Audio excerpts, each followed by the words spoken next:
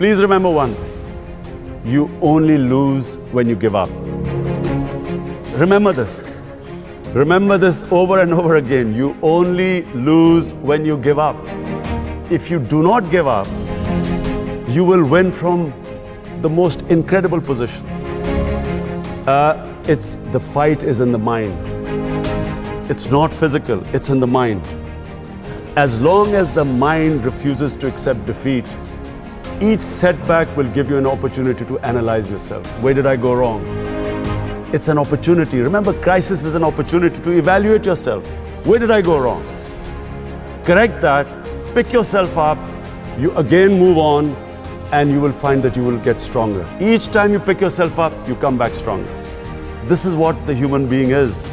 The Almighty made us Ashraful Makhluqat. We are His greatest creation. But only, as Iqbal said, to become the Shaheen, you have to break the chains. This chain of the moment you say it's impossible, it's impossible. And whatever you can dream, remember this, whatever you can dream, you can achieve.